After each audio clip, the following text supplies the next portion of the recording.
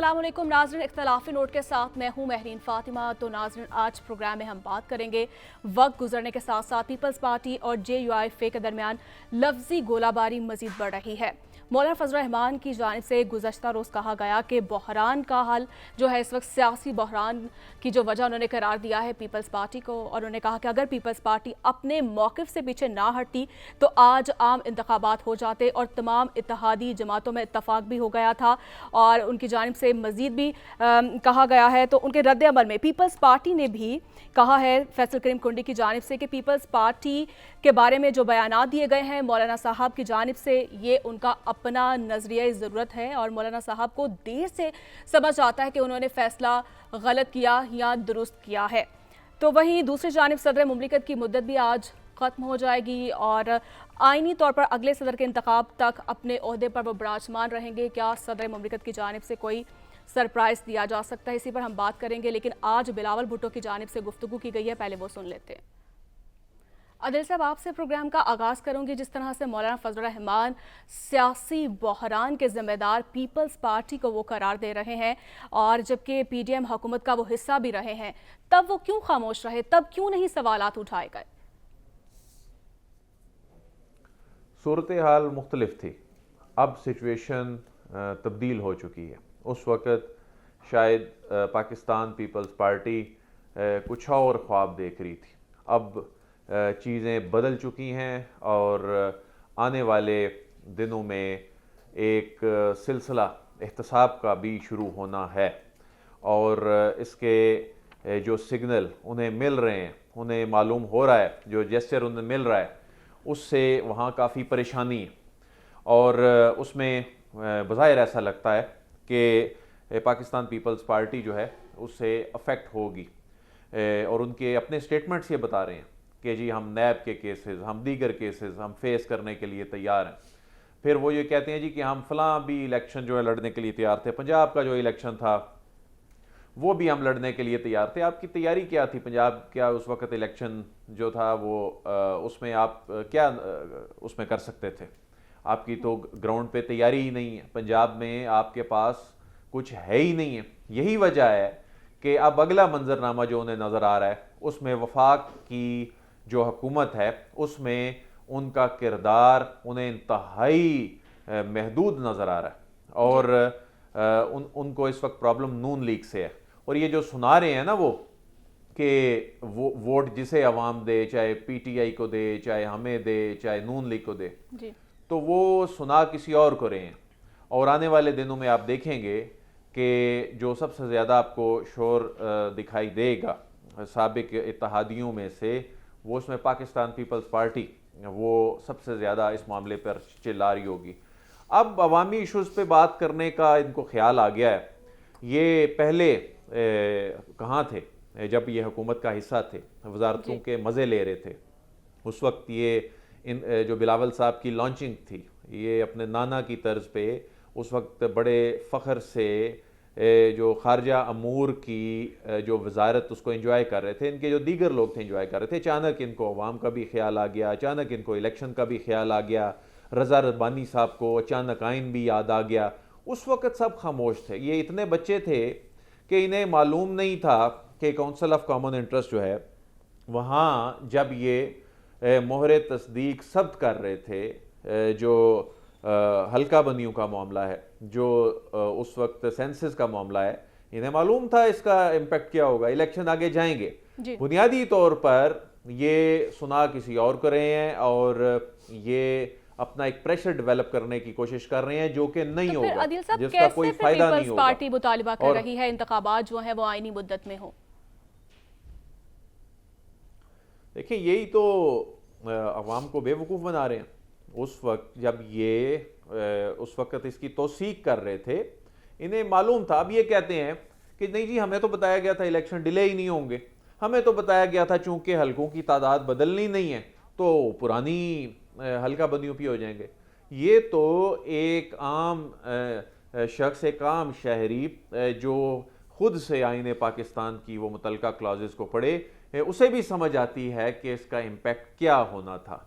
उस वक़्त ये किसी मसलहत के तहत खामोश रहे और अभी भी इनका मसला कुछ और है یہ بنیادی طور پر دو ایشوز کو سامنے لا کر وہ اس کو ایڈریس کرنا چاہتے ہیں. وہ مسئلہ جو ہے وہ یہ نہیں ہے 90 دن میں انتخابات والا نہیں، یہ اگلے سیٹ اپ میں حصے کے حوالے سے اور ابھی جو ایک ڈرائیو آگے چلنے جا رہی ہے جو احتساب کے حوالے سے بھی اور بھی کچھ ڈیولپمنٹس ہونے جا رہی ہیں، تو اس حوالے سے جو بلاول صاحب کا جو رد عمل تھا، ان کے جو الفاظ تھے، پاکستان پیپلز پارٹی مسلسل جس طرح سے ریئیکٹ کر رہی ہے، یہ الفاظ بہت کچھ بتا رہے ہیں. اور یہ ان جو شبہات اور ان جو قیاس رائیاں جو ہوتی چلی آ رہی تھی گزشتہ چند دنوں سے، یہ اس کی تصدیق کر رہے ہیں کہ معاملات واقعی اس ڈائریکشن میں جا رہے ہیں، اور یہ ویسے اور یہ اسی خدشے کے پیش نظر اس طرح سے ریئیکٹ کر رہے ہیں. جی ٹھیک ہے، جس طرح سے مولانا صاحب کے کیا تحفظات ہیں اور انہوں نے ملاقات میں کیا گفتگو کی، اسی پر ہم بات کر لیتے ہیں. اینکر پرسن اجمل جامی صاحب ہمارے ساتھ موجود ہیں. سر، آپ بھی اس ملاقات کا حصہ رہے ہیں، اور مولانا صاحب کی باڈی لینگویج کیا تھی اور پیپلز پارٹی کے حوالے سے ان کے کیا تحفظات تھے؟ جی بہت شکریہ آپ کو. عدیل بڑائی صاحب کو میں سن رہا تھا، درست جانب نشاندہی کر رہے ہیں. حضرت مولانا جو ہیں ان سے اکثر ملاقات رہی ہے، یہ بڑے طویل عرصے بعد ان کو دیکھا ہے کہ باڈی لینگویج میں اس قدر وہ پر امید نہیں تھے انتخابات کے جلد انعقاد کے حوالے سے. حالانکہ ہمیشہ انہوں نے آئین کی، قانون کی بالادستی کی بات کی ہے. ایک تو ان کو جو قبائلی علاقہ جات ہیں وہاں پہ امن و امان کی صورتحال پر سخت تشویش تھی، اور انہوں نے برملا کہا کہ حالات اس طرح کے ہو چکے ہیں کہ وہاں میں کیمپین خود نہیں کر سکتا، مہم نہیں کر سکتا اپنی. تو یہ اعتراف اس بات کا ثبوت تھا کہ وہ جلد انتخاب ہوتا نہیں دیکھ رہے.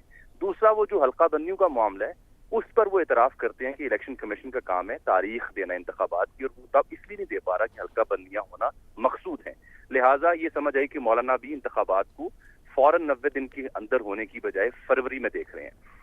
تیسرا ان کا نقطہ یہ ہے کہ فروری میں انتخاب کروانا اس لیے بھی لازم ہے کہ الیکٹورل کالج ہمارا جو سینٹ کی باڈی ہے وہ مارچ میں اس کا انتخاب ہوتا ہے. اگر اسمبلی نہ ہوئی تو وہ کالج کولیپس کر جائے گا. لہٰذا ان کی بھی تمام نظریں فروری میں ہونے والے مطلوب کے انتخاب پہ ہیں. رہ گئی آپ کا سوال جو پیپلز پارٹی کے بارے میں آپ نے کیا، وہ یہ سمجھتے ہیں کہ ہم تو ووٹ آف نو کانفیڈنس سے لے کر کے پی ڈی ایم سرکار کا جو 1.5 سال گزرے ہیں اس کے حق میں تھے ہی نہیں. یہ تو پیپلز پارٹی ہمیں اس نہج پہ لے کے آئی ہے. ہمارا ارادہ تو یہ تھا کہ ہم عمران خان صاحب سے فراغت حاصل کریں، ان کو گھر چلتا کریں اور اس کے بعد فوراً انتخاب میں جائیں. یعنی مولانا یہ کہہ رہے ہیں کہ یہ تو پیپلز پارٹی ہے جس نے ہمیں پھنسایا اور گورنمنٹ کرنے پہ مجبور کیا، لہٰذا ہم یہاں اس صورتحال تک پہنچے. وہ یہ کہتے ہیں کہ تب اگر ہم عمران خان صاحب سے فراغت پانے کے بعد انتخاب میں جاتے تو ہماری مقبولیت اور ہماری سیاسی ساکھ بہتر ہوتی، unlike the situation we are having right now. یہ ان کا دوسرا اعتراض ہے. جامی صاحب یہ فرمائیے کہ پی ڈی ایم کی قیادت تو مولانا فضل الرحمان صاحب کرتے تھے، اور اس وقت جو بڑے فیصلے لیے جاتے تھے، انتخابات ہونے ہیں نہیں ہونے ہیں، تحریک عدم اعتماد لانی ہے، کیسے کامیاب کروانی ہے، یہ تو سب ایک پیج پر تھے. اور اب ایسا کیا معاملہ ہو گیا کہ یہ دونوں آپس میں ایک دوسرے کے آمنے سامنے ہو گئے؟ اور یہ بھی اطلاعات یہ ہیں کہ شاید نواز شریف صاحب میں اور زرداری صاحب میں بھی کوئی گڑبڑ ہوئی ہے. اس پر آپ کے پاس کیا اطلاعات ہیں؟ یہ میں دونوں عرض کر دیتا ہوں. بڑا لطیف آپ کا نقطہ ہے اور پیچیدہ بھی ہے. عرض یہ ہے کہ حضرت مولانا یہ معروض الزام اس طرح سے پیپلز پارٹی کو ٹھہرا کے جو ان کی اپنی پی ڈی ایم کی جماعتوں کی سیاسی ساکھ ہے اس سے مبرہ ہونا چاہتے ہیں. دوسرا، وہ وقت بائے کرنا چاہ رہے ہیں تاکہ کچھ سیاسی ساکھ اور امن و امان بہتر ہو، اکانومی بہتر ہو، پھر الیکشن کیمپین میں جائیں. جو آپ نے نواز شریف صاحب اور پیپلز پارٹی کا ذکر کیا اس کے بارے میں بھی 2-3 تفصیلات سن لیں. پیپلز پارٹی کا اصل ایشو شروع ہوتا ہے جب انہوں نے یہ سوچا کہ باپ پارٹی کا جب خاتمہ ہوگا، یہ میں اپنی مصدقہ اطلاعات کی بنیاد پر تبصرہ کر رہا ہوں آن ریکارڈ، تو وہ باپ تو ہمارے حصے میں آئے گی. وہ تھوڑے بہت دانے تو آئے، باقی نون لیگ میں چلے گئے، انہیں روک دیا گیا. پھر پیپلز پارٹی کی نظر تھی جنوبی پنجاب پہ. آپ کو یاد ہوگا جب زرداری صاحب رہاڑی اور جنوبی پنجاب میں آ کے انہوں نے قیام کیا تو ان کی نظر تھی کہ پی ٹی آئی کے جو جنوبی پنجاب کے لوگ ہیں جو ہمیشہ ایسے موقعوں پہ کسی آنے والی پارٹی کے ساتھ دلات کرتے ہیں تو وہ شاید ہمارے حصے میں آئیں. وہاں آپ نے بنوا دی استحکام پاکستان پارٹی. پھر ان کی نظر تھی کے پی کے میں ان کا تکیہ تھا کہ چلیں پرویز خٹک صاحب اور اس سے ملحقہ جو لوگ ہوں گے شاید وہ پیپلز پارٹی جانب رجوع کریں. وہاں بن گئی پی ٹی آئی پارلیمنٹیرین. تو پیپلز پارٹی تو ہوگی نہ کہ جناب جو بھی جہاں بھی حصہ بقدر جستہ یا اس سے زیادہ ملنا تھا وہ آپ نے آنے نہیں دیا یا نئی جماعتیں کھڑی کر دی، نون لیگ لوگ بھیج دیے تو نون لیگ کو فیسیلیٹیٹ کیا. آگے سنے جواب سننے کو یہ ملا کہ حضور آپ کے بھی تو میئر منتخب ہوا، آپ بھی تو بلا شرکت غیر سندھ میں حکمرانی کرتے رہے. اب حالات و واقعات کے تناظر میں ایڈجسٹمنٹ ہونی ہے، اس میں ضروری نہیں کہ جو آپ مانگیں وہی آپ کو ملے. تو پیپلز پارٹی کی ناراضگی تو ہوتی ہے یہاں سے شروع. دوسری اہم خبر بھی لے لیں، وہ یہ ہے کہ چونکہ کراچی پاکستان کا بزنس ہب ہے بزنس ہب میں امن و امان اور ضابطے اور قاعدے اگر درست ہوں گے تو ایک بزنس مین کا اعتماد بحال ہوگا اور وہاں پہ بزنس کر سکے گا. اور وہاں پہ جو صورتحال ہے، چاہے امن و امان کی ہو، چاہے وہ مافیاز کی ہو، لینڈ مافیا کی ہو، ہائیڈرنٹس کی ہو یا دیگر کی ہو، وہاں پہ جو آپ کی مقتدرہ اور پیپلز پارٹی کے رسوخ والے حلقے ہیں اس بیچ تنازعہ شروع ہوتا ہے. کیونکہ اب آپ کی ریاست نے طے کر لیا ہے، چاہے وہ 60-70-80 لوگوں کی فہرست جو سندھ میں بنی ہے، کہ وہ تمام عناصر جو بزنس مین کے اعتماد کی راہ میں رکاوٹ ہیں ان کا خاتمہ کرنا ہے. اور اوپر سے 3 مثالیں میں پیپلز پارٹی کے آپ کو ماضی کی دے چکا ہوں. تو اس کے بعد پیپلز پارٹی کا تھوڑا سا اعتراض، شکوے شکایت کرنا، 90 روز میں انتخاب کرنا اور عوامی رابطہ مہم کرنا، it makes loads of sense. اس کی بیک گراؤنڈ کیا ہے وہ میں نے آپ کی خدمت میں عرض کر دی ہے. اسی طرح سے مولانا کو جو شکوے شکایتیں ہیں وہ بھی کچھ یہ ہیں کہ بات تو ہم سے کچھ اور طے ہوئی تھی، چل ہم کسی اور جانے پڑے ہیں، کہ کہیں ایسا نہ ہو کہ یہ نظام جو ہے یہ اکراس دی بورڈ اکاؤنٹیبلٹی کی جانب چلا جائے اور معیشت کے اشاریے بہتر ہونا شروع ہو جائیں اور ہماری ساکھ مزید ناقص ہو جائے تو پھر ہم کس منہ سے جائیں گے. تو یہ سیاسی اس میں جو اب سیاسی جو مفادات ہیں وہ ان جماعتوں کے ہاں زیادہ کھل کر سامنے آ رہے ہیں. اور ان مفادات کو جب نقصان پہنچا یا ٹھیس پہنچی یا وہ آپ کے خواب و خیال کے مطابق عملی جامہ نہیں پہنا سکے آپ انہیں، تو پھر آپ کو یاد آتی ہے 90 دن بھی، تو پھر آپ کو یاد آتی ہے عوامی رابطہ مہم بھی، تو پھر آپ کو آئین اور قانون بھی یاد آتا ہے. وگرنہ تو آپ سب حصہ بقدر جثہ ہاتھوں میں ہاتھ ڈالے 1.5 سال تک اس عوام کے اوپر حکمران رہے ہیں. ٹھیک ہے، یعنی پلان کے مطابق جب چیزیں نہ ہوں تو پھر بہت سے تحفظات اور بہت سی چیزیں سامنے آنا شروع ہو جاتی ہیں. بہت شکریہ اجمل جامی صاحب آپ کے وقت کا. حسن صاحب آپ کی جانب آؤں گی. جس طرح سے اجمل جامی صاحب یہ بات کر رہے ہیں اور سسٹم پر جو ہے بہت سے تحفظات جو ہے پیپلز پارٹی کو آنا شروع ہو گئے ہیں اور اسی وجہ سے جو انتخابات ہیں وہ آئینی مدت کی بات کریں اور خاص طور پر پیپلز پارٹی پر ہی کیوں انگلیاں اٹھ رہی ہیں کہ جو کے انتخابات میں تاخیر کی وجہ جو ہے صرف پیپلز پارٹی کو ہی بتایا جا رہا ہے. دیکھیں اجمل جامی صاحب نے کئی اہم نقطوں کو سامنے رکھتے ہوئے کئی اشارے بھی دیے کہ یہ بنیادی طور پہ کسی کو اپنے ذاتی مفادات کی پڑی ہے اور کسی کو اپنی سیاسی وابستگیوں کی پڑی ہے. اب یہ عوامی مسائل کی طرف نکلے تھے یہ سیاستدان، یہ قائدین کہ عوامی مسائل حل کریں گے، یہ تو اپنے ہی مسائل میں الجھ کر رہ گئے. اور پھر دوسری بات کہ مولانا فضل الرحمان اور پاکستان پیپلز پارٹی ہو یا مسلم لیگ نون ہو یا تحریک انصاف ہو یا MKM ہو، میرے خیال میں اب یہ کسی ایک جماعت، تمام جماعتیں کسی ایک نقطے پر اس لیے اکٹھی ہوتی دکھائی دیں گی کیونکہ قبضہ مافیا ہو، ذخیرہ اندوزوں کے خلاف معاملہ ہو، اسمگلنگ کا معاملہ ہو یا بجلی چوری کے معاملات ہوں. یہ تمام کے تمام سیاستدان، اشرافیہ، یہ کہیں نہ کہیں ایک دوسرے سے لنک کرتے ہیں. جب ان پر ہاتھ ڈالا جائے گا تو پھر آوازیں تو نکلیں گی، پھر ان کے سیاسی اختلافات بھی ہوں گے. پھر پیپلز پارٹی جو کہتی تھی جنوبی پنجاب ہم یوں کر کے ون کر لیں گے، وہاں پر ہمارے جو ہے وہ بڑے مضبوط جو ہے ہم نے پاؤں وہاں پر لگا چھوڑے ہیں، وہ بھی ان کے پاس کچھ نہیں آ رہا.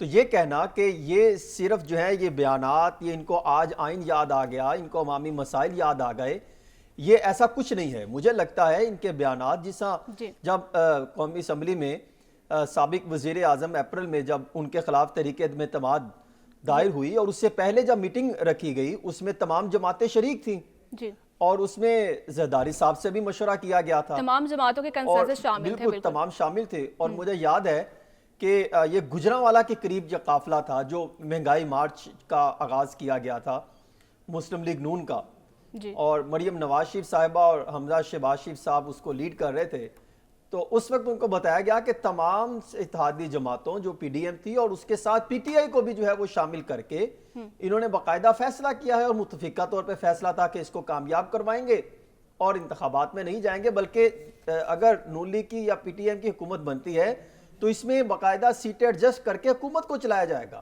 اور مدت کو پوری کیا جائے گا. تو اس وقت تو یہ سب ایک تھے. اب مولانا صاحب کا بیان کچھ اور ہے، ان کا بیان صاحب کا کچھ اور ہے، ان کے آپس میں بیانات بھی نہیں ملتے اور اب ایک دوسرے کو الزامات لگا کے عوام کے سامنے ایک تماشا لگا دیا. یا تو یہ بتائیں کہ اس وقت جو فیصلے ہوئے تھے اور پھر نیب کے قانون سے متعلق جو فیصلے ہوئے تھے، پھر کیسز بند کرنے سے متعلق جو اصلاحات آئی تھی اور پھر عوام کے جو مسائل کو سامنے رکھتے ہوئے اپنے مسائل کرنے کے حوالے سے بات چیت ہوئی تھی، اس پر ان کو آواز اٹھانی چاہیے تھی. آج ان کو کوئی ایسا معاملہ یاد نہیں آیا. آج ان کو یاد آ گیا کہ ہم انتخابات میں جانا چاہتے تھے, یہ ہم سے راضی نہیں تھی. وہ آج یاد آ گیا کہ ہم مردم شماری کے مخالفت کرنا چاہتے تھے. کیا یہ ایک دن سے معاملہ چلا تھا؟ یہ تو کئی ہفتوں سے یہ معاملہ چل رہا تھا کہ مردم شماری اگست میں, ہم نے 2-2.5 ماہ پہلے ہم نے خبر دے دی تھی کہ اگست کے پہلے ہفتے یہ مردم شماری کا یہ اس کی منظوری دیں گے. عدیل برائش صاحب نے اسلام آباد سے متعدد دفعہ اس کے بعد جو ہے وہ خبر دی کہ تیاریوں میں ہے, کسی وقت جو اجلاس بلا کر اس کی منظوری لی جا سکتی ہے. تو آج وہ کہہ رہے ہیں ہمیں پتہ ہی نہیں. ان کی آنکھیں بند تھی جب وہ اجلاس میں بیٹھے تھے. یہ صرف عوام کے دکھاوے کا ایک یعنی ہمارے سیاستدان جو ہیں صرف ذاتی مفادات کو ہی مد نظر رکھتے ہیں. دیکھیں یہی چیز ہے نا, ان کا کام اب وہ سیاسی مفادات کے معاملات کو سامنے رکھتے ہیں. ان کا کام ہے کہ صرف کچھ بھی معاملہ ہو صرف ہمیں نہ چھیڑا جائے. اب یہ دیکھیں جو قبضہ مافیا جس کی میں نشاندہی کر رہا ہوں, ان کو ہے کہ اگر الیکشن کوئی غیر معینہ مدت کے لیے ملتوی ہو گئے, جو کہ اب کہا جا سکتا ہے کہ کہیں نہ کہیں امکانات بھی ہیں, تو اگر ہو گئے تو پھر یہ کہاں سٹینڈ کریں گے؟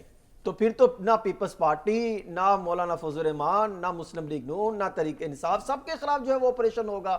جو بھی ان کا قبضہ مافیا کو سپورٹر ہوگا, ان کو سہولت کار ہوگا. اب بجلی چوریوں کے جب خلاف ایکشن ہونا شروع ہوا تو آپ دیکھیں کن کن کی آوازیں نکل رہی ہیں, کیسے کیسے چہرے بے نقاب ہو رہے ہیں کہ کون کون اپنے جو ہے وہ اپنے ڈیروں پر, اپنے زمینوں پر جو ہے کس طریقے سے بجلی چوری کر کے پانی لگانا, فلاں آپ کا کامنٹ آ چکا ہے. اور عادل صاحب آپ کی جانب آؤں گی. آج صدر مملکت کی آئینی مدت ختم ہونے جا رہی ہے, کیا دیکھ رہے ہیں آپ, کوئی بڑا سرپرائز مل سکتا ہے ہمیں؟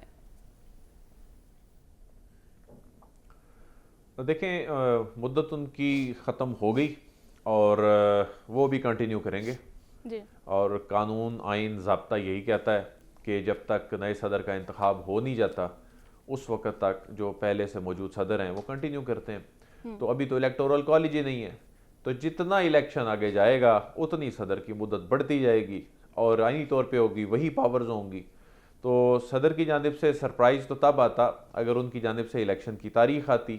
الیکشن کی تاریخ صدر کی جانب سے ابھی تک اس لیے بھی نہیں آئی کہ اس پہ وزارت قانون نے بھی اپنی رائے دے دی, اور جتنے دن گزر چکے ہیں اب میرا نہیں خیال کہ صدر کی جانب سے یہ تاریخ دی جائے, کیونکہ اگر وہ سمجھتے ہیں کہ یہ اسمبلی انہوں نے تحلیل کی, جو کہ اس پہ وزارت قانون بھی یہی کہتی ہے, الیکشن کمیشن بھی کہتا ہے کہ آپ اسمبلی اس وقت تحلیل آپ کے کھاتے میں گنی جاتی جب نو کانفیڈنس موشن کامیاب ہو اور کسی کے پاس کوئی اکثریت نہ ہو, تب آپ کریں. ابھی تو آپ نے وزیر اعظم کی ایڈوائس پہ عمل کیا اور اب نئے قانون کے مطابق یہ اختیار آپ کے پاس نہیں رہا. تو نیا قانون تو بن چکا, یہ ایک حقیقت ہے, اور یہ اختیار واقعی الیکشن کمیشن کو دے دیا گیا. تو صدر کی جانب سے اب تاریخ آتی نظر نہیں آ رہی. الیکشن کمیشن نے تاریخ دینی ہے. الیکشن کمیشن نے ایک چیز تو ایک جیسچر دیا, 15 دن تقریباً وہ پیچھے لے آئے جو حلقہ بندیوں کا شیڈول ہے. اس کا مطلب ہے کہ انہوں نے یہ ایک جیسچر دیا کہ ہم انتخابات کرانے کے حوالے سے کنسرن ہیں کہ یہ ٹائم پہ ہو جائیں. 90 دن والی کہانی ختم ہو گئی. اب یہ جو کہتے ہیں نا 90 دن میں ہو جائیں گے, اب الیکشن جلدی کا مطلب فروری ہی ہے. اب فروری میں الیکشن ہوتے ہیں تو اس کا مطلب ہے کہ یہ وقت پہ ہو رہے ہیں, کیونکہ حلقہ بندیوں کا عمل شروع ہو چکا ہے, پروسیس آگے چل پڑا ہے. یہ تو اب آج کی تاریخ میں بھی آپ شروع کریں تو یہ اب ممکن نہیں ہے وہ والی 90 دن کی جو بائنڈنگ ہے, وہ جو ایک ڈیڈ لائن ہے اس کو میٹ کرنا. تو اب اس حوالے سے اب الیکشن کمیشن ہی جو شیڈول دے گا تو صورتحال واضح ہوگی. ٹھیک ہے. حسن صاحب آپ کی جانب آؤں گے, اگر صدر مملکت کی جانب سے الیکشن کی تاریخ دے دی جاتی ہے تو حالات کیا رخ اختیار کریں گے؟ دیکھیں پھر تو ایک نیا آئینی بحران سامنے آ سکتا ہے, کیونکہ جس طرح بھی عدیل برائش صاحب نے بالکل کیٹاگوریکلی چیز سامنے رکھی کہ جب وزارت قانون کی طرف سے یہ موقف سامنے آ گیا کہ الیکشن کمیشن ہی انتخابات کی تاریخ کا اعلان کرے گا, اور الیکشن کمیشن آف پاکستان کی طرف سے بھی صدر مملکت کو جواب دے دیا گیا, یہاں تک کہ چیف الیکشن کمیشن نے ان سے ملنے سے بھی انکار کر دیا. تو اب اس میں کوئی دوسری رائے نہیں ہے کہ ایک اگر وہ تاریخ کا اعلان کر دیتے ہیں تو پھر ایک نیا آئینی بحران سامنے آ سکتا ہے. وہ کہیں گے کہ آپ فلاں آئین کے تحت فلاں شک کے تحت انتخابات میرے پاس جو ہے میں تاریخ دے سکتا ہوں. الیکشن کمیشن اس کو مانے گا نہیں, معاملہ پھر سپریم کورٹ آف پاکستان میں چلا جائے گا, اور ممکن ہے کہ اگر وہ تاریخ دیتے ہیں. لیکن میں یہ سمجھتا ہوں کہ جو آئین کے لحاظ سے میں یہ سمجھتا ہوں, میری نظر میں کہ جو منتخب جو ایک مقررہ وقت تھا صدر مملکت کے پاس وہ آج مکمل ہو رہا ہے، اور اس کے بعد اگر وہ انتخابات نہیں ہوئے، نہیں وہ الیکٹ ہو سکا کیونکہ معاملات وہ اسمبلیاں تحلیل ہو گئیں، تو میرے خیال میں ان کو اب وہ تاریخ کا اعلان نہیں دینا چاہیے، کیونکہ وہ منتخب اب ان کا مقررہ وقت ختم ہو چکا ہے جی اس پر جو ہے وہ ان کو اخلاقی طور پہ یا تو وہ خود وہ عہدہ چھوڑ دینا چاہیے کہ بھئی میں مقررہ تھا جو میرا مدت تھی وہ ختم ہو رہی ہے، کیونکہ ان پر پہلے بھی یہ غیر جانبدار تو نہیں رہے، ان پر الزامات لگتے رہے جانبداری کے، مختلف جو ہے وہ تنازعات کا جو ہے وہ ان کی جانب سے شکار بھی رہے، معاملات سامنے آتے رہے، مختلف ایشوز کو جو ہے وہ تنازعات میں اس کی شکل دی گئی۔ تو یوں کہنا کہ صدر مملکت آپ تاریخ دے دیں گے تو دے دیں، پہلے بھی انہوں نے دیکھا، دیکھیں جب اپریل 2022 میں سابق پرائم منسٹر کے خلاف تحریک عدم اعتماد آئی تو ان کو ایڈوائز کی گئی کہ اسمبلیاں تحلیل کریں، اس وقت ایک نیا پنڈورا باکس کھلا، جب وہ کامیاب ہونے لگی تو انہوں نے کہا اسمبلیاں تحلیل کر دیں، وہ بھی ایک معاملہ بنا، پھر عدالت میں یہ معاملہ گیا، وہاں پر جو ایک تنازع بنا، پھر اس کے بعد یہ جو نئے پرائم منسٹر آف پاکستان آئے شہباز شریف صاحب، ان سے حلف لینے سے انکار کر دیا، پھر آرمی چیف کی تعیناتی کا معاملہ ہوا، اس وقت بھی انہوں نے وہ سیاسی معاملہ جو ہے وہ بنانے کی کوشش کی گئی کس طریقے سے، بے شک وہ اسمبلی پہلے منظور ہو چکی تھی، سائن کر کے وہ ایک طرف آ گئے لاہور میں یہاں پر چیئرمین پی ٹی آئی سے ملاقات کرنے، یعنی یہ صدر کے عہدے کے بجائے ایک پارٹی کے رہنما کی حیثیت سے انہوں نے زیادہ کام کیا، انہوں نے صدر مملکت کا عہدہ ہی مشکوک بنا کے رکھ دیا کہ جو ان کی ذمہ داری تھی غیر جانبداری والی وہ تو ہمیں کہیں نظر نہیں آئی، ایسے الزامات بھی لگتے رہے، یعنی یہ کہ خود جو ہے وہ پارٹی کے اندر کے کچھ افراد جو اب وہ پی ٹی آئی کا حصہ نہیں رہے وہ خود الزامات لگاتے رہے کہ ان کو یہ ڈیسیژن خود اپنے میرٹ پر لینے چاہیے تھے۔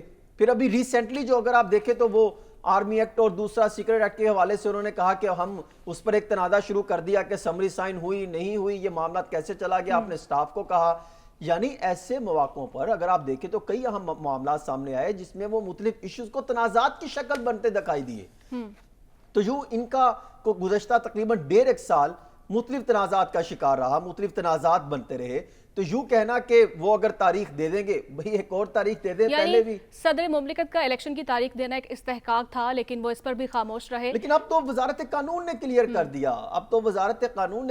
دیا، وہ انہوں نے رائے کس سے لینی ہے؟ صدر مملکت نے وزارت قانون سے ہی رائے لینی ہے، انہوں نے جب کلیئر کر دیا کہ آپ کے پاس اختیار نہیں ہے تو پھر اگر وہ انتخابات کی تاریخ کا اعلان کرتے ہیں تو پھر یہ معاملہ election commission of Pakistan automatically یا وزارت قانون اس کو سپریم کورٹ آف پاکستان میں چیلنج کر دے گا کہ ان کا اختیار نہیں ہے، وہ کیسے تاریخ دے سکتے ہیں، اس لیے کو چیلنج کر دے گا۔ حسن صاحب بالکل آپ کا کامنٹ آ چکا ہے، مجھے بریک کی جانب بڑھنا ہے، تو ناظرین بریک کے بعد ہم بات کریں گے سپریم کورٹ نے آڈیو لیک کمیشن کیس میں فیصلہ سنا دیا ہے، وہ فیصلہ ہے کہ اس پر ہم بات کریں گے ایک بریک کے بعد، اسٹے ود اس۔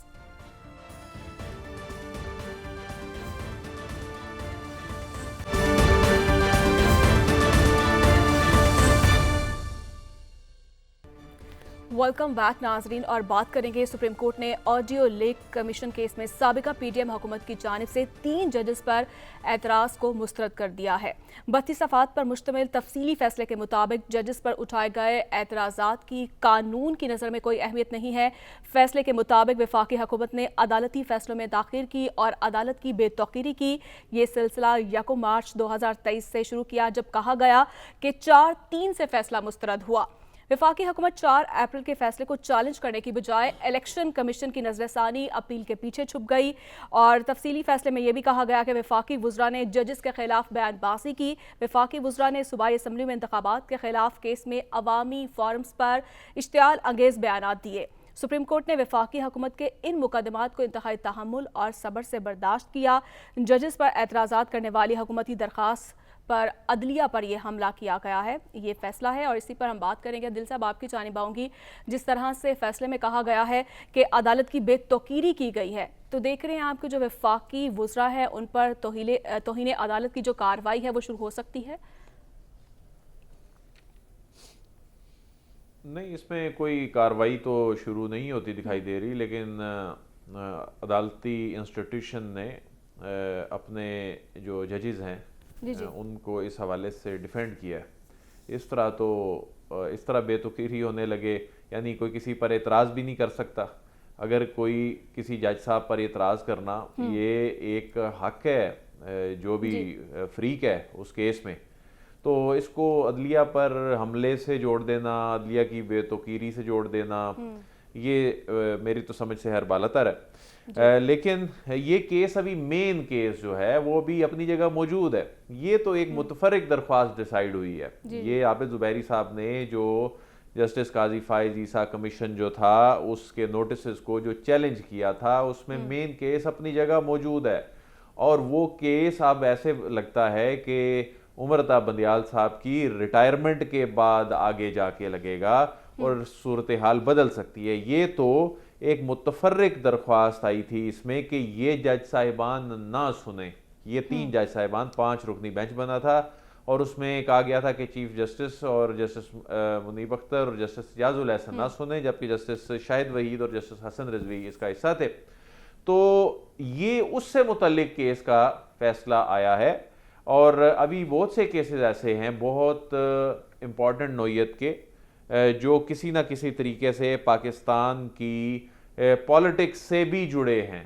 یعنی وہ اس طرح سے جڑے ہیں کہ سابق حکومت جو اقدامات کر کے گئی، جو قانون سازی کر کے گئی، وہ اس سے متعلق کیسز تھے. یعنی تقریباً 11 کے قریب کیسز بنتے ہیں جو جسٹس عمر عطا بندیال صاحب کی بظاہر اب ریٹائرمنٹ کے بعد سنے جائیں گے. نئے چیف جسٹس آئیں گے، وہ نئے بینچز بنائیں گے. یہ وہ کیسز کی بات کر رہا ہوں جس میں جسٹس عمر عطا بندیال صاحب خود بینچ کا حصہ ہیں اور وہ بینچ 16 تاریخ کے بعد ٹوٹ جائے گا آٹومیٹکلی. اس کے بعد نئے چیف جسٹس نیا بینچ بنائیں گے.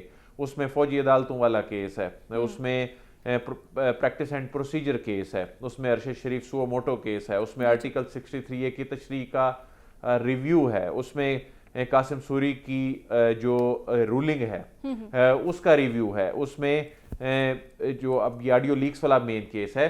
تو اب آگے جا کے صورتحال اس میں پھر بدل بھی سکتی ہے. عادل صاحب آپ کا پوائنٹ آ چکا ہے، مجھے بریک کی جانب بڑھنا، اسی پر ہم مزید بات کریں گے، لیکن ایک بریک کے بعد آپ ہمارے ساتھ رہیے گا.